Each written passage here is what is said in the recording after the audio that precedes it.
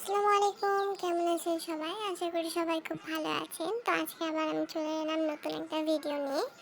তো বর্তমানে আমি ডায়েট করছি। তো এই সময়ে সকালে এরকম একটা ড্রিঙ্কস খেলে আপনাদের ওজন লুজ করতে অনেক বেশি সহজ হবে।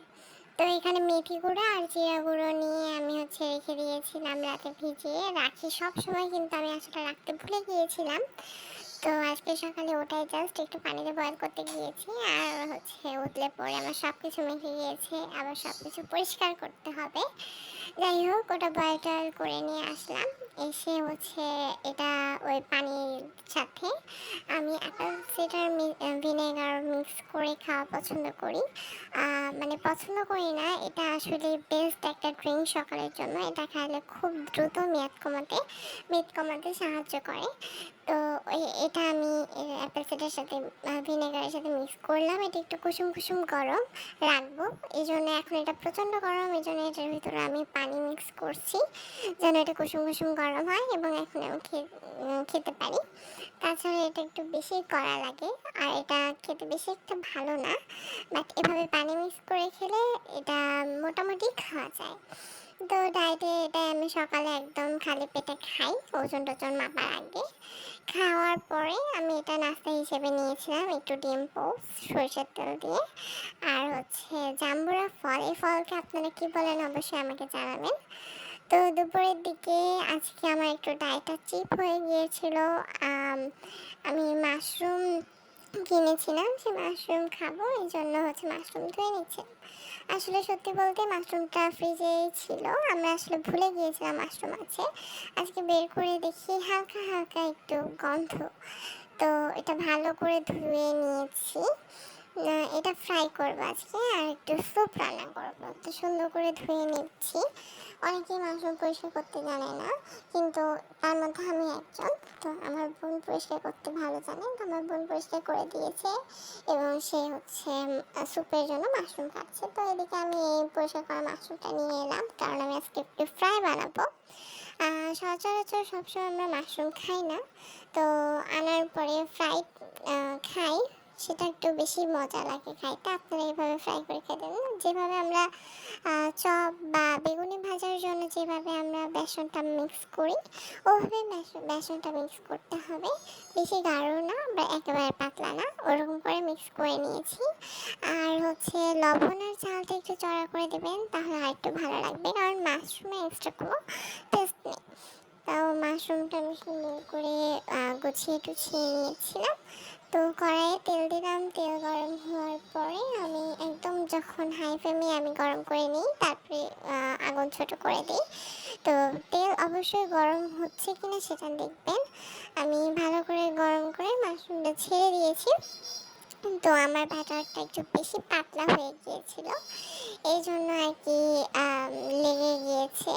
কড়াইয়ের সাথে আমার তুলতে অনেক অসুবিধা হয়েছে, তার মধ্যে অনেক গরমও ছিল আজকে।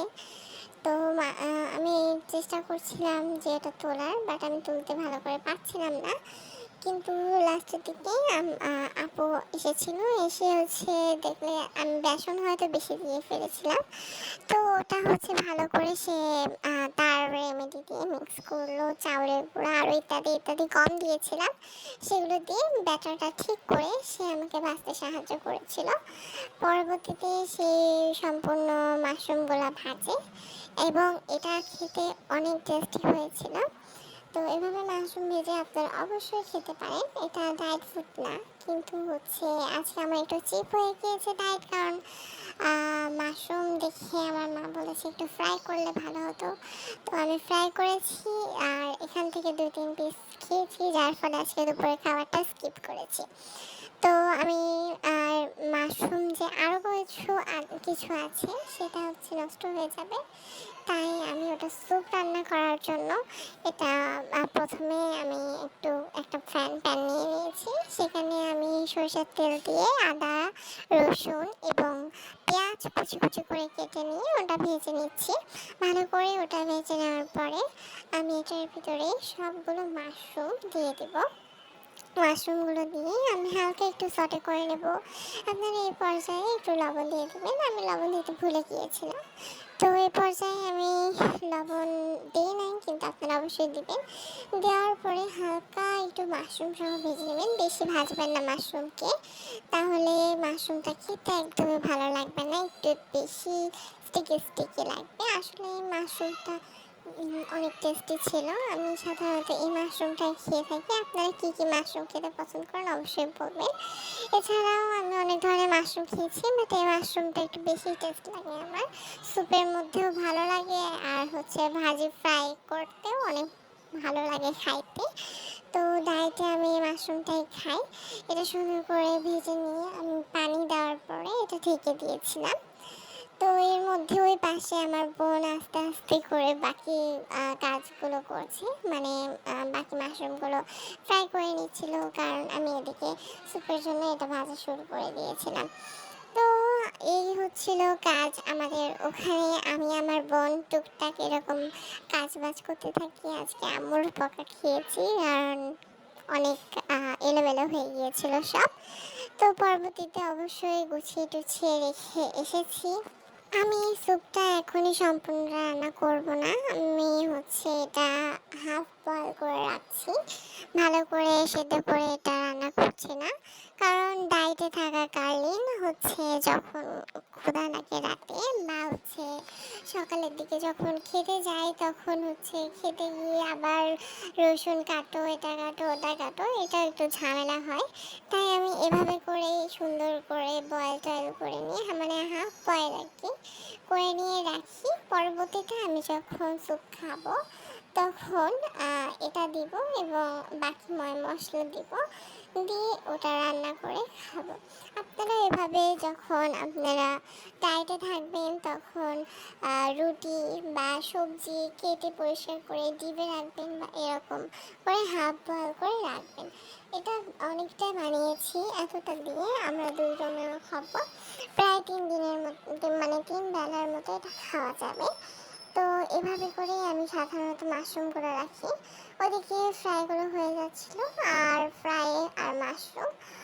অনেকেই ভাববে যে ডায়েটের ভিতরে এটা কীরকম, ফ্রাইও খাচ্ছে আবার হেলদি ফুডও খাচ্ছে। আসলে ফুডি যারা তারা জানে যে এগুলোর ক্রেভিংস কীরকম হয়।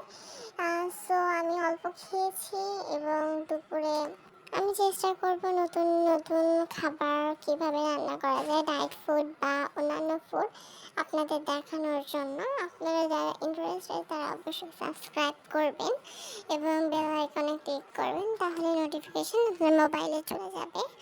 আর ছোটো মোটো রান্না করি আমি, বেশি একটা হাই প্রোফাইল না। আমার কথা বলাতেও অনেক জায়গায় ভুল হতে পারে, সো বেশি একটা মাইন্ডে নেবেন না, ছোটো ফোন হিসেবে দেখবেন ভিডিওগুলো।